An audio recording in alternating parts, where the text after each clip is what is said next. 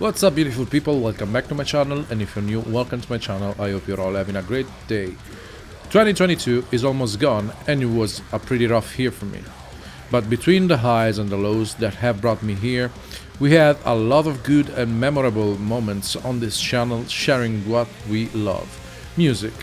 We started new travels and discovered new bands that enriched our time spent together during the videos. I'm looking forward to our future experiences together in 2023. Thank you all for being here. Today I want to talk about the bands that stuck with me the most during this year and what I love about them. Of course, not in any particular order.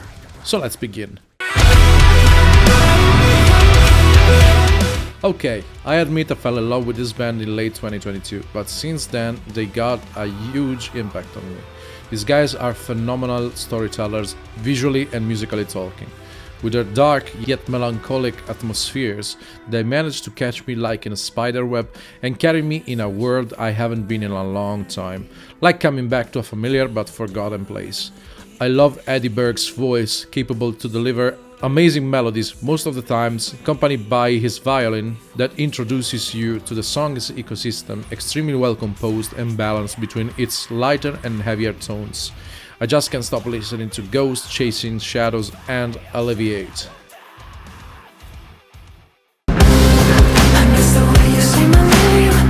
When The Death of Peace of Mind came out, it was instantly love. I already knew and loved these guys with songs like Dethrone, The Worst in Me and Limits, but this record was something else. I remember getting literally kidnapped by the songs, especially from the song that has the album's title. Outstanding visuals accompanied the notes in this surreal environment with Noah Sebastian's voice echoing in my head. I became addicted. Concrete Jungle, Like a Villain, The Great are few of the songs that managed to steal my heart, having them on repeat for months since release.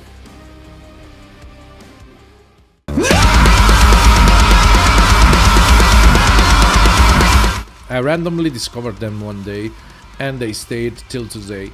I consider their album Iridescent a little treasure discovered in one of my random travels, capable of melodies that can make your soul melt and heavy parts that make the ground shake.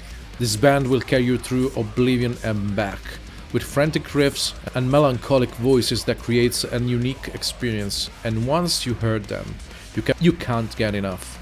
Amongst the best songs in my humble opinion are Trilogy, Second Son and Terminal. When you got the time, be sure to give a listen to these guys, you won't regret it.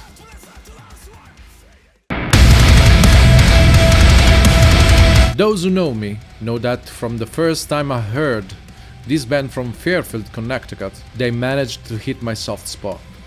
Right now, you know I got a thing for melancholic atmospheres, and their record, The Way It Ends from 2020, was perfect for that, sprinkled with very good riffs and songs like A Flag to Wave that I just can't listen on lower than full volume.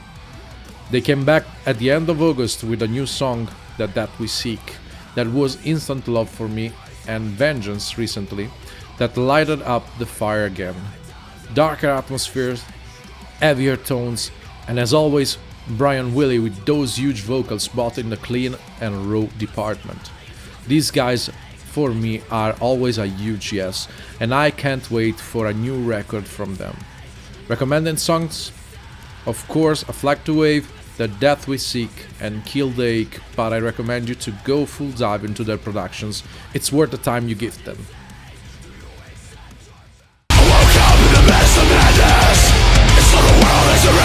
I never got into Wage War until early this year, when I listened to Manic for the first time. I really dig the modern metalcore traits that define this band and that make them recognizable from the first note. Love both of the sides that can deliver, raw and greedy and clean and more melodic. Songs like If Tomorrow Never Comes have become a must in my playlists. And I can't stop listening, especially when that reprise of The Bridge hits with that huge ambient in the background. Followed by songs like Relapse, Manic and Circle the Drain, this record is a little melodic gem.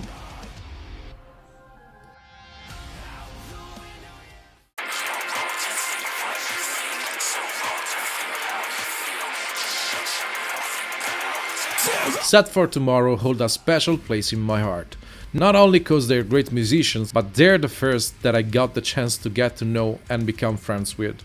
Amazing people producing amazing music. It all started with Sole Purpose, arriving to my favorites, Flaws of Nature, The New Narrative and Human Condition. These guys never disappoint me. From the great riffs delivered by Mikey and James, accompanied by DJ's great drumming, Brandon's crazy bass and choreographies, arriving to a Pat's unique tone, these guys create a very well crafted ecosystem full of energy that I need to enjoy one day. And I gotta thank what I do on YouTube that allowed me to know them.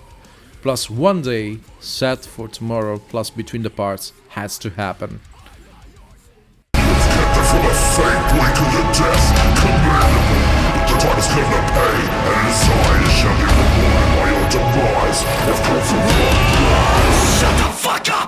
During my collaboration with Sharp Tone Records, I came across many bands that have intrigued me, but the one who left its mark on me was the Gloom in the Corner.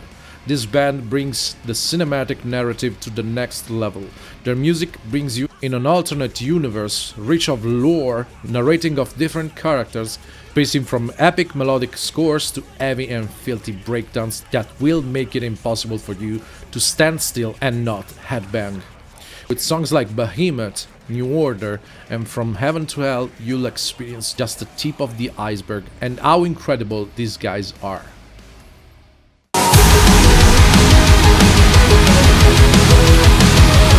I've been following these guys for a while now, and when their record Rockshock came out on February, I was hyped AF.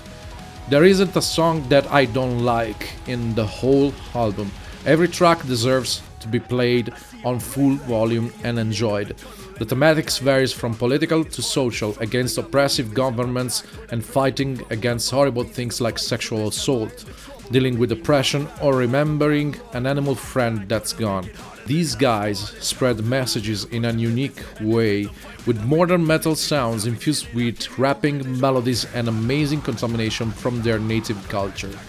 They manage to show us the Indian side we never get to see, but when we actually do, we can interface and share the common traits that connect us all with music. Aj, Danadan, and Endurant are the tracks that I keep returning to, but the whole album deserves a lot, in my humble opinion.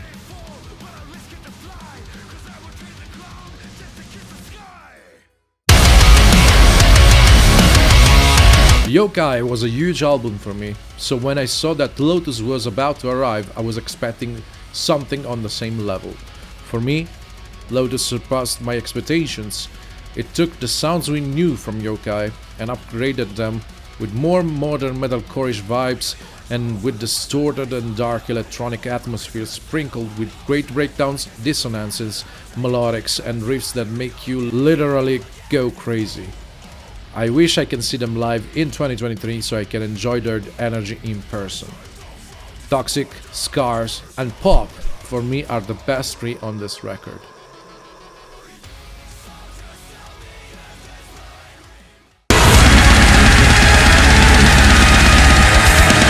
You know, I discovered Lorna Shore with Will's arrival, and I've been blasting their songs on my streams, in my friends' cars, everywhere I go since, and I return to nothingness. I still do the same with Pain Remains. Restless, chaotic, technical, that's how I see their deathcore. But they manage to have outstanding ambience and melodies even in the darker tones of Will's voice. An example is the amazing work on the Pain Remains trilogy that left me literally breathless during some parts. To the Hellfire is still an absolute banger for me, but with this record we got tracks like Welcome Back, O Sleeping Dreamer, Into the Earth, Sun Eater, and the whole Pain Remains trilogy that I can't stop listening to.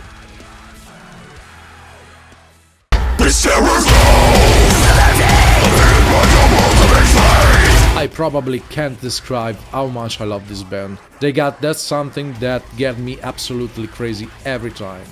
I have the tracks from Lifeblood on almost every playlist I create on Spotify, and I just can't get enough of the crazy sounds they deliver with huge breakdowns, incredible riff play, accompanied with those juicy voices in the background, and the energy that flows in every song. We share a common love too, and that's Berserk. So it was a plus for me, imagining what I read in Miura's work accompanied by Kyle and his bandmates' work, and that makes it even more epic. Exodus came out just a month ago, but it blew my mind. And you all saw that in my reaction video here on the channel, from the incredible visuals brought us in the video directed by Josiah X, to the song Ecosystem that consists in heavy and fast atmosphere we're used to. But this time we go even crazier with that amazing clean chorus, and let me tell you that the Demon King has an amazing ability in his roles, but even in the clean department he excels, bringing us that energy that we know and love. And in the middle of the song, that huge breakdown followed by total madness. Man, I love that. As I said in the review, this song for me is a masterpiece, and quoting my man Galata Criminal, this is a solid contender for track of the year 2022. Yeah, I just love Brand of Sacrifice. Which band was your favorite this year? Which song did you love the most? Let me know down there in the comments. My name is Blade Winchester, we wish you all happy holidays. I'm looking forward to see you all when the new year comes to see what all of the bands we love will bring us. See you next. Peace.